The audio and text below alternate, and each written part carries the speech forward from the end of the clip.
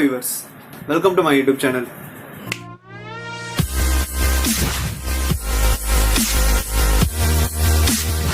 இன்னைக்கு பாத்தீங்கன்னா நம்ம பார்க்க போற டாபிக் வந்து ரொம்பவே டிஃபரெண்டான ஒண்ணு. KGF அப்படிங்கறத ஒரு சின்ன கிளிப் மட்டும் போடுறோம், அதை மட்டும் பாருங்க.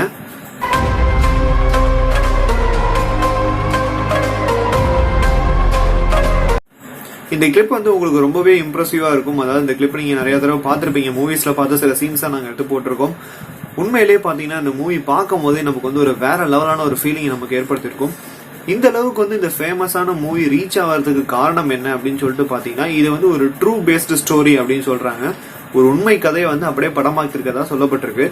இதுல வந்து பல பேருக்கு வந்து டவுட் இருந்துட்டு இருக்கு இன்னைய வரைக்கும், அதாவது இது உண்மையா பொய்யாங்கிற மாதிரி. கண்டிப்பா அது உண்மைதான். சோ அந்த KGF மூவிக்கு பின்னாடி இருக்கக்கூடிய ஸ்டோரி என்ன, அண்ட் அந்த மூவில எந்தெந்த விஷயங்கள் வந்து கதைக்கு ஏற்ற மாதிரியும் மக்களுடைய பார்வைக்கு ஏற்ற மாதிரியும் மாத்திருக்காங்க அப்படிங்கிற எல்லா டீட்டெயிலை பத்தி நம்ம இந்த வீடியோல பார்க்க போறோம். ஸ்கிப் பண்ணாம பாருங்க. கண்டிப்பா இது வந்து உங்களுக்கு டிஃப்ரெண்டான ஒரு இன்ஃபர்மேஷனை கொடுக்கும். நீங்க KGF ஃபேனா இருந்தா கண்டிப்பா இதை பார்க்கணும். ஏன்னா உங்களுக்கு கண்டிப்பா ஹிஸ்டரியில இப்படி ஒரு விஷயம் நடந்திருக்கு அப்படிங்கறது தெரிஞ்சுக்க வேண்டிய ஒரு விஷயம் தான் இது. சோ வாங்க ஃப்ரெண்ட்ஸ், வீடியோக்குள்ள போலாம். ஃபர்ஸ்ட் நம்ம KGF அப்படிங்கிற ஒரு விஷயம் எப்படி உருவாச்சு அப்படின்னு சொல்லிட்டு தெரிஞ்சுக்கலாம். KGFக்குன்னு ஒரு டெஃபினேஷனே இருக்குன்னு சொல்லலாம். அதாவது என்னன்னு சொல்லிட்டு பாத்தீங்கன்னா, KGF அதாவது கோலார் கோல்டு ஃபீல்ட்ஸ் அப்படின்னு சொல்லலாம். ஸோ இதான் வந்து பாத்தீங்கன்னா KGF அப்படிங்கிறதுக்கு பின்னாடி இருக்கக்கூடிய ஒரு சின்ன டெஃபினேஷன். இந்த KGF பாத்தீங்கன்னா எங்க ஸ்டார்ட் ஆயிருக்கு அப்படின்னு சொல்லிட்டு பாத்தீங்கன்னா, கர்நாடகாவில் உள்ள கோலார் அப்படிங்கிற ஒரு டிஸ்ட்ரிக்ட்ல தான். இந்த கோலார் டிஸ்ட்ரிக்ட்ல தான் வந்து அதிகப்படியான தங்கம் கிடைக்கிறதா வந்து ஒரு இன்ஃபர்மேஷன் கிடைச்சிருந்துச்சு. ஸோ அதை பேஸ் பண்ணி தான் வந்து அங்க வந்து அந்த ஸ்டோரி உருவாக்கப்பட்டுச்சு. இந்த ஸ்டோரி எப்படி உருவாச்சு அப்படின்னு சொல்லிட்டு பாத்தீங்கன்னா, ஆரம்ப காலகட்டத்துல பிரிட்டிஷுடைய கண்ட்ரோல தான் வந்து இந்தியா இருந்துட்டு இருந்துச்சு. ஸோ அப்படி இருக்கக்கூடிய நிலையில பாத்தீங்கன்னா, வார்னர் அப்படின்னு சொல்லிட்டு ஒரு கர்னல் என்ன பண்ணாரு அப்படின்னு சொல்லிட்டு பாத்தீங்கன்னா, ஒரு ரிட்டையர்டு சோல்ஜரோட சேர்ந்து கோல்டு மைன்ஸை தேடுற விஷயத்துல ஈடுபட்டு இருந்தாரு. அப்படி இருக்கும்போது 1799 பாத்தீங்கன்னா கோலார் டிஸ்ட்ரிக்ட வந்து ஆண்டுகிட்டு இருந்த டிப்பு சுல்தான் வந்து பிரிட்டிஷால தோக்கடிக்கப்பட்டு கொல்லப்பட்டாரு. அதுக்கப்புறம் பாத்தீங்கன்னா அந்த பிரிட்டிஷ் கண்ட்ரோலுக்கு தான் அந்த கோலார் டிஸ்ட்ரிக்ட் போயிடுச்சு. பிரிட்டிஷ் என்ன பண்ணாங்கன்னு சொல்லிட்டு பாத்தீங்கன்னா, பக்கத்துல இருக்கக்கூடிய மைசூரோட டிப்பு சுல்தானுடைய டெரிட்டரிஸ் எல்லாத்தையுமே வந்து ஒண்ணு சேர்த்துட்டாங்க. இது ஒண்ணு சேர்ந்ததுக்கு அப்புறம் பாத்தீங்கன்னா, லெப்டினன்ட் வார்னர் அப்படிங்கிறவர் பாத்தீங்கன்னா இத கோல்டு மைன்ஸை பத்தி அதிகமா ரிசர்ச் பண்ண ஆரம்பிச்சாரு. அப்படி இருக்கும்போது அவர் வந்து மக்கள் மத்தியில பரவிக்கிட்டு இருந்த ஒரு சின்ன ரூமரை பத்தி தெரிஞ்சுக்கிட்டாரு. என்னன்னு சொல்லிட்டு பாத்தீங்கன்னா, மக்கள் ரொம்ப ஈஸியாவே போயிட்டு தங்கத்தை சுரண்டி எடுத்துட்டு போறாங்க, வெறும் கைகளால தோண்டியே வந்து தங்கத்தை எடுக்க முடியும் அப்படிங்கிற மாதிரி சில பேர் பேசியிருக்காங்க. இதை கேட்டோடனே வந்து ரொம்பவே ஷாக் ஆயிட்டாரு. நீங்களே யாராவது இந்த மாதிரி சொல்லி போய் இங்க தோண்டினா தங்கம் கிடைக்கும் அப்படின்னு சொன்னா கண்டிப்பா தோண்டுவீங்க இல்லையா, அந்த மாதிரி தான் அவரும் நினைச்சிருக்காரு. சோ அதை வந்து உண்மையா பொய்யா அப்படிங்கறது தெரிஞ்சுக்கிறதுக்காக என்ன பண்ணிருக்கான்னு சொல்லிட்டு பாத்தீங்கன்னா, அங்க இருக்கிற மக்களுக்கு ஒரு சின்ன அறிவிப்பு கொடுத்தாரு. இந்த மாதிரி யாராவது தங்கத்தை வந்து நீங்க எடுத்துட்டு வந்து காமிச்சீங்கன்னா உங்களுக்கு வந்து நான் தகுந்த பரிசையும் பணத்தையும் தரேன் அப்படிங்கிற மாதிரி ஏதோ சொல்லியிருக்காரு. சோ அதை கேட்டோன்னா மக்கள் என்ன பண்ணிருக்காங்கன்னு சொல்லிட்டு பாத்தீங்கன்னா, அடுத்த கொஞ்ச நாள்ல வந்து ஒரு மாட்டு வண்டியில வந்து ஃபுல்லாவே வந்து வெறும் மணலை மட்டுமே எடுத்துட்டு வந்திருக்காங்க. இதை பார்த்து அவர் பாத்தீங்கன்னா, என்ன மண்ணு தானே எடுத்துட்டு வந்திருக்காங்க, இதுல என்ன இருக்க போகுது அப்படிங்கிற மாதிரி நினைச்சிட்டு இருந்தாரு. பட் அதுக்கு பின்னாடி வந்து என்ன இருந்துச்சுன்னு சொல்லிட்டு பாத்தீங்கன்னா, அந்த மண்ணை வந்து கிளீன் பண்ணி பார்க்கும்போது அதுல கோல்டுடைய பார்ட்டிகல்ஸ் வந்து இருந்திருக்கு. இதை பார்த்தோன்னே வந்து ரொம்பவே வந்து பிரமிப்படைஞ்சிட்டாரு அந்த வார்னர் அப்படின்னு சொல்ல போற அந்த பர்சன். ஸோ அதுக்கப்புறம் தான் பாத்தீங்கன்னா அவர் அதிகமா அந்த கோல்டு மைன்ஸை பத்தி ஸ்டடி பண்ண ஆரம்பிச்சாரு. அப்படி இருக்கும்போது பூமியோடைய ஒவ்வொரு 56 கிலோ மண்ணுக்கும் கிட்டத்தட்ட 0.06 அளவுக்கான கிராமான கோல்டு வந்து கிடைக்கும் அப்படிங்கிற மாதிரி அவர் கண்டுபிடிச்சாரு. அதே மாதிரி இன்னொரு விஷயம் என்னன்னு சொல்லிட்டு பாத்தீங்கன்னா, அவர் வந்து அந்த வார்னர் அப்படின்னு சொல்லப்படுற அந்த பர்சன் பாத்தீங்கன்னா 2 வருஷம் வந்து இதை பத்தி ரிசர்ச் பண்ணாரு. அவருக்கு என்ன சந்தேகம் அப்படின்னு சொல்லிட்டு பாத்தீங்கன்னா, எப்படி வந்து கிராம் வந்து கொஞ்ச அளவுக்கு தான் கிடைக்கும், கண்டிப்பா வந்து கிரவுண்டுக்கு கீழே போக போக இன்னும் அதிகமான அளவுல தங்கம் கிடைக்கும் அப்படிங்கறது அவரோட நம்பிக்கையா இருந்துச்சு. சோ அந்த நம்பிக்கையை வந்து எப்படியாவது ப்ரூவ் பண்ணணும் அப்படிங்கறதுனால கவர்மெண்ட் கிட்ட போயிட்டு சஜஷன் கேட்டிருக்காரு. இந்த மாதிரி நான் வந்து கண்டுபிடிச்சிருக்கேன், கண்டிப்பா வந்து கிரவுண்டு கீழே இவ்வளவு தங்கங்கள் இருக்கும் அப்படிங்கிற மாதிரி கவர்மெண்ட் கிட்ட போய் தன்னுடைய சொந்த இதுல பாத்தீங்கன்னா முயற்சியில தான் போய் வந்து பண்ணிருக்காரு. இப்படி பண்ணும் போது வந்து அவருக்கு வந்து என்ன ஒரு விஷயம் நடந்துச்சு அப்படின்னு சொல்லிட்டு பாத்தீங்கன்னா, லெவல்லா அப்படிங்கிற ஒரு பர்சன், அதாவது அவர் வந்து மிலிட்டரியில ஒரு ரிட்டையர்ட் ஆபீசர், இவர் வந்து இவருக்கு வந்து ஹெல்ப் பண்ணிருக்காரு. எப்படின்னு சொல்லிட்டு பாத்தீங்கன்னா, கவர்மெண்ட் வந்து பெர்மிஷன் கொடுக்கறதுக்கு அதை யாராவது லீஸுக்கு எடுக்கணும் இல்லையா. சோ அந்த மைனை வந்து லீஸுக்கு எடுக்கிறதுக்காக 20 வருஷம் வந்து கவர்மெண்ட் கிட்ட பெர்மிஷன் வாங்கி கொடுத்திருக்காரு. இந்த ஒரு விஷயம் நடந்த கொஞ்ச நாள்லயே பாத்தீங்கன்னா தங்கம் அப்படிங்கிற ஒரு விஷயம் ஈஸியாவே கிடைச்சிருச்சு மக்களுக்கு. இந்த ஒரு விஷயத்தை தான் அந்த KGF மூவில கொஞ்சம் டிஃப்ரெண்டா சொல்லியிருப்பாங்க. அதாவது ஒரு மாஃபியா கேங் வந்து தங்கத்தை வந்து திருட்டுத்தனமா வந்து கவர்மெண்ட் அபிஷியல்ஸ்ல இருந்து புடுங்கிட்டு போற மாதிரி ஒரு சீனை வந்து ஏற்படுத்தியிருப்பாங்க.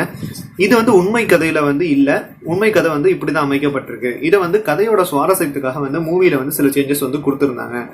அண்ட் இன்னொரு விஷயம் பாத்தீங்கன்னா, அந்த மைன் வந்து தோண்ட ஆரம்பிச்சதுல இருந்து வந்து தங்கங்கள் அதிகமா எடுத்துக்கிட்டே இருந்தாங்க. ஒரு ஸ்டேஜுக்கு அப்புறம் பாத்தீங்கன்னா ஃபண்டுங்கிறது சரியா கிடைக்கல.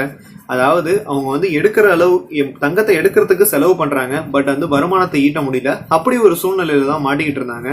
ஸோ அவர் வார்னர் அப்படிங்கிறவர் பாத்தீங்கன்னா இதை விட்டுட்டே போயிடலாமா அப்படிங்கிற மாதிரியான முடிவுக்கெல்லாம் வந்திருக்காரு.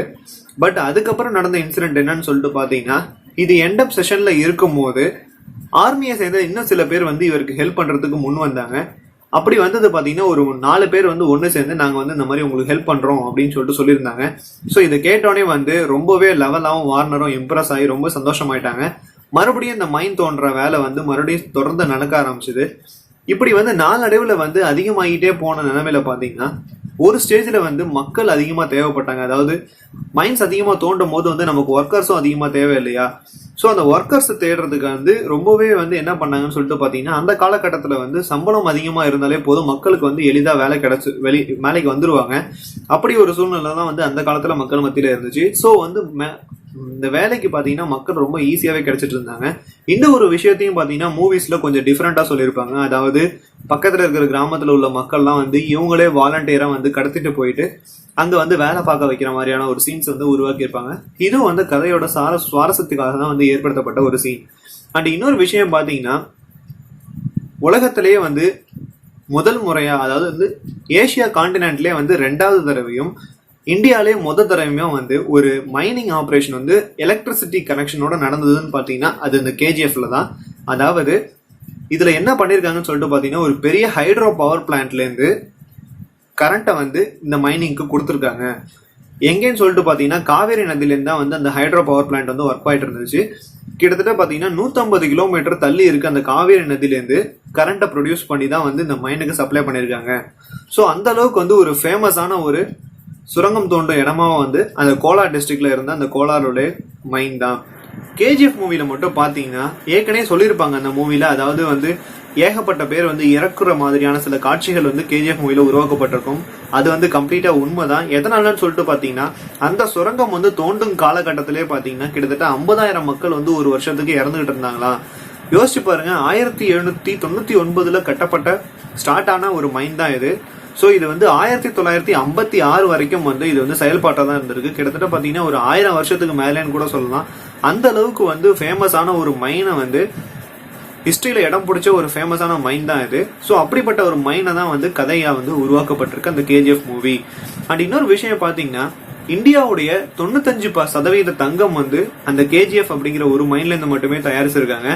அண்ட் அதோட மட்டும் இல்லாம இன்னும் சில இன்ட்ரெஸ்டிங்கான விஷயங்கள்லாம் இருக்கு. என்னன்னு சொல்லிட்டு பாத்தீங்கன்னா, இன்டர்நேஷனல் லெவல்ல இருந்து வந்து ஒர்க்கர்ஸ் இதுக்காக வர வைக்கப்பட்டாங்க. அதாவது ஸ்பெஷலா ஒரு இன்ஜினியர்ஸ் எல்லாம் கூட வந்து இந்த மைனிங்காக கொண்டு வரப்பட்டிருந்தாங்க. இந்த இன்ஜினியரிங்ஸ் எல்லாம் பாத்தீங்கன்னா அந்த காலத்துல வந்து இல்ல. ஏன்னா சுரங்கம் அப்படிங்கிற ஒரு விஷயமே வந்து தோன்றாத காலகட்டத்துல தான் வந்து இந்த சுரங்கம் வந்து தோன்ற ஆரம்பிச்சிருக்கு. இந்தியால மைனிங் இன்ஜினியரிங் அப்படிங்கிற ஒரு விஷயம் வந்து உள்ள வர்றதுக்கு காரணமே பாத்தீங்கன்னா இந்த கேஜிஎஃப் அப்படின்னு கூட சொல்லலாம். ஏன்னா வேர்ல்டு வைட்ல இருக்கக்கூடிய சில சிவில் இன்ஜினியர்ஸ், மெக்கானிக்கல் இன்ஜினியர்ஸ் எல்லாம் வந்து இங்க வந்து ஒர்க் பண்ணிருக்காங்க.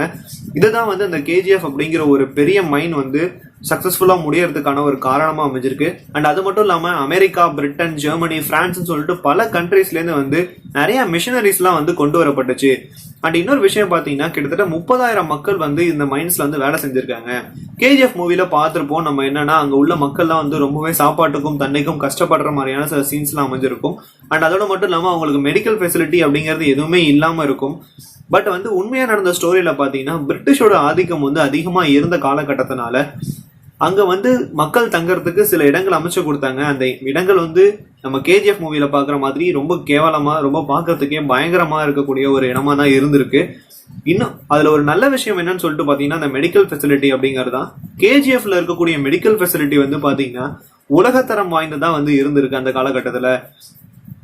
நேஷனல் லெவல்ல இருக்கக்கூடிய நிறைய மெடிசின்ஸ் எல்லாம் வந்து கொண்டு வந்து இங்க சப்ளை பண்ணிருக்காங்க. அண்ட் அதோட மட்டும் இல்லாம இந்த மைனிங்ல ஒர்க் பண்ணக்கூடிய எல்லா ஒர்க்கர்ஸும் அந்த அவங்களோட ஃபேமிலிஸ் எல்லாருக்குமே பாத்தீங்கன்னா மெடிக்கல் அப்படிங்கிற ஒரு விஷயம் வந்து ஃப்ரீயாவே கொடுக்கப்பட்டிருக்கு அந்த காலகட்டத்துல. பட் வந்து ஸ்டோரிக்கு வந்து கம்ஃபர்டபுளா இருக்கணும் அப்படிங்கறதுனால கேஜிஎஃப் மூவில வந்து இந்த விஷயத்த வந்து ஒரு சின்ன மாற்றங்கள் கொடுத்து அங்க உள்ளவங்களும் ரொம்ப கஷ்டப்படுற மாதிரியான ஒரு சீனை வந்து உருவாக்கியிருக்காங்க. இன்னொரு விஷயம் பாத்தீங்கன்னா கேஜிஎஃப் வந்து ஒரு மினி இங்கிலாந்து கூட வந்து சொல்லிட்டு பிரிட்டிஷ்லாம் ரொம்பவே சொல்லி பெருமைப்பட்டிருக்காங்க. ஏன்னு சொல்லிட்டு பாத்தீங்கன்னா ஒரு பெரிய ஒரு மைனை வந்து பாத்தீங்கன்னா ஒரு டூரிஸ்ட் ஸ்பாட்டாவே மாத்தப்பட்டிருக்கு. அதாவது அங்க ஸ்கூல்ஸ், கேம்லிங் நடக்கிற இடம் அண்ட் சோசியல் கிளப்ஸ் அப்படின்னு சொல்லிட்டு நிறைய விஷயங்களை வந்து பிரிட்டிஷ் அரசாங்கம் கொண்டு வந்திருந்தாங்க. சோ அந்த கேஜிஎஃப் பாத்தீங்கன்னா வெறும் மைனா மட்டும் இல்லாம ஒரு டூரிஸ்ட் ஸ்பாட்டாவே மாறி இருக்கு அப்படின்னா எந்த அளவுக்கு வந்து ஒரு பெரிய விஷயமா இருக்கும் அப்படின்னு சொல்லிட்டு நீங்க பாருங்க. அண்ட் பாத்தீங்கன்னா இந்த கேஜிஎஃப்ல வந்து அதிகமா பேசப்பட்ட மொழி என்னன்னு சொல்லிட்டு பாத்தீங்கன்னா தமிழ் தான். ஏன்னா அந்த அளவுக்கு வந்து தமிழர்கள் வந்து அங்க அதிகமா இருந்திருக்காங்க. ஏன்னா பக்கத்துல இருக்கிற ஸ்டேட் இல்லையா, தமிழ்நாடுக்கு பக்கத்துல தானே கர்நாடகா. சோ வந்து ரொம்பவே க்ளோஸ் அப்படிங்கறதுனால இங்கேருந்து நிறைய மைக்ரேட் ஆன ஒர்க்கர்ஸ் எல்லாம் வந்து அங்க போயிட்டு வேலை பார்த்திருக்காங்க இந்த மைனிங் இண்டஸ்ட்ரியில. இந்த அளவுக்கு வந்து ஃபேமஸான ஒரு கேஜிஎஃப் ஓட மூவியை தான், ஒரு கதையை தான் வந்து மூவியா வந்து கன்வெர்ட் பண்ணிருக்காங்க அந்த டைரக்டர்ஸ் அண்ட் ப்ரொடியூசர்ஸ் எல்லாருமே. யாஷ் ஆக்டருக்கு கொடுக்கப்பட்ட ரோல் என்னன்னு சொல்லிட்டு பாத்தீங்கன்னா அவருக்கு வந்து தி தங்கம் அப்படிங்கிற ஒரு ரோல் தான். அதாவது தங்கம் அப்படிங்கிறவர் யாருன்னு சொல்லிட்டு பாத்தீங்கன்னா இந்த மைண்ட்ல வந்து இல்லீகலா ஒரு பிசினஸ் பண்ண ஒரு பர்சன். அதாவது இந்த சுரங்கம் தோண்டும் காலகட்டத்தில் பாத்தீங்கன்னா நிறைய வந்து தங்கங்கள் எடுக்க ஆரம்பிச்சாங்க. பட் அந்த தங்கங்கள் வந்து இல்லீகலா கடத்திட்டு போற அப்படிங்கிற ஒரு ஒர்க்கை தான் தங்கம் அப்படிங்கிறவர் பார்த்துட்டு வந்தாரு. ஒரு பெரிய கேங் லீடர் அப்படிங்கறது கூட சொல்லலாம். சோ அந்த அளவுக்கு வந்து ஒரு கேங்கை வச்சுக்கிட்டு இந்த மாதிரி ஒரு இல்லீகல் பிசினஸ் தான் பண்ணிட்டு இருந்தாரு. இது கவர்மெண்ட்டுக்கு ரொம்பவே எதிர்ப்பா இருந்ததுனால கவர்மெண்ட் வந்து அவரை சுட்டு கொலை பண்ணிட்டாங்க. அப்படிப்பட்ட ஒரு ரோல் தான் வந்து ஆக்டர் யாஷுக்கு வந்து கொடுக்கப்பட்டிருந்துச்சு. அண்ட் வந்து அது ரொம்பவே செம்மையா பண்ணியிருந்தாரு. அதாவது வந்து இதுக்கு பின்னாடி வந்து ஒரு கேஸ் கூட இருந்துச்சு. அவங்க அம்மா கூட வந்து என்ன சொல்லியிருந்தாங்கன்னு சொல்லிட்டு பாத்தீங்கன்னா என்னோட பையனை வந்து நெகட்டிவான ரோல்ல காட்டக்கூடாது அப்படிங்கிற மாதிரி சொல்லி கேட்டிருந்தாங்க. அதற்காக வந்து ஒரு பெரிய கேஸே வந்து கோர்ட்ல போச்சு. இந்த மூவி வந்து அவ்வளவு ஈஸியா வெளியில வரல. ஏன்னா அந்த அளவுக்கு வந்து நிறைய பிரச்சனைகளை ஃபேஸ் பண்ணி தான் இந்த மூவி வெளில வந்திருக்கு. அண்ட் இன்னொரு விஷயம் பாத்தீங்கன்னா இப்ப கூட வந்து நிறைய சர்ச்சை போயிட்டு இருக்கு. அதாவது பாகுபலியை பீட் பண்ணிடுச்சா, கேஜிஎஃப் வந்து அந்த அளவுக்கு ஃபேமஸ் ஆயிடுச்சா அப்படிங்கிற மாதிரி நிறைய சர்ச்சைகள் போயிட்டு இருக்கு. உண்மையிலேயே வந்து கேஜிஎஃப் பாத்தீங்கன்னா கிட்டத்தட்ட 200 கோடி ரூபாய் வருமானத்துக்கு மேலே வந்து தாண்டி போயிட்டு இருக்கு இன்னை வரைக்கும். அண்ட் இன்னொரு விஷயம் நம்ம பார்க்கணும் என்னன்னு சொல்லிட்டு பாத்தீங்கன்னா கேஜிஎஃப் உடைய 2வது பார்ட் வந்து எப்ப வரும் அப்படிங்கிறது இந்த இயர் ஸ்டார்டிங்ல இருந்து நம்ம எல்லாருமே வந்து ரொம்ப எதிர்பார்த்து வெயிட் பண்ணிட்டு இருப்போம். இப்போ வந்து அதுக்கான ஒரு இன்ஃபர்மேஷன் வந்து சினிமா துறையில தெரிவிக்கப்பட்டிருக்கு. என்னன்னு சொல்லிட்டு பாத்தீங்கன்னா இறுதி சண்டை காட்சிகள் வந்து போயிட்டு இருக்கதா சொல்லப்படுது. சோ அந்த சண்டை காட்சிகள் வந்து இன்னும் வந்து சரியா முடிவு பெறல. காரணம் என்னன்னு சொல்லிட்டு பாத்தீங்கன்னா இந்த COVID-19 இருக்கிறதுனால அவங்களால வந்து வெளியில போயிட்டு ஷூட்டிங் ஸ்பாட் எல்லாம் சூஸ் பண்ண முடியல. சோ அந்த ஒரு ரீசனுக்காக தான் இன்னும் KGF 2 வெளியில வராம இருந்துட்டு இருக்கு. எப்படியே நவம்பருக்குள்ள வந்து லான்ச் பண்ண போறதா சொல்லிருக்காங்க. சோ KGF 2க்காக நம்ம வெயிட் பண்ணுவோம். இந்த அல்டிமேட் ஹிஸ்டரி மூவியை கண்டிப்பா உங்க ஃப்ரெண்ட்ஸ் எல்லாருக்குமே சொல்லிருப்பீங்க. பட் இந்த கதை எத்தனை பேருக்கு தெரியும் அப்படின்னு சொல்லிட்டு தெரியல. இந்த கதை உங்க ஃப்ரெண்ட்ஸுக்கு கண்டிப்பா ஷேர் பண்ணுங்க, தெரிஞ்சுக்காதவங்களும் தெரிஞ்சுக்கிட்டோம். சோ இந்த வீடியோ கண்டிப்பா உங்களுக்கு யூஸ்ஃபுல்லா இருக்கும்னு நினைக்கிறேன் ஃப்ரெண்ட்ஸ். உங்கள எத்தனை பேர் KGF ஃபேன்ஸ், அதுல எத்தனை தடவை நீங்க அந்த KGF மூவியை பார்த்திருக்கீங்க அப்படிங்கறத மறக்காம கமெண்ட் செக்ஷன்ல மென்ஷன் பண்ணிடுங்க. சேனல் சப்ஸ்கிரைப் பண்ணாம இருந்தீங்கன்னா சப்ஸ்கிரைப் பண்ணிட்டு பக்கத்துல இருக்க பெல் ஐகானை கிளிக் பண்ணிடுங்க. உங்க ஃப்ரெண்ட்ஸுக்கும் ஷேர் பண்ணிட்டு ஒரு லைக்கையும் போட்டுருங்க. We will see you on next videos friends.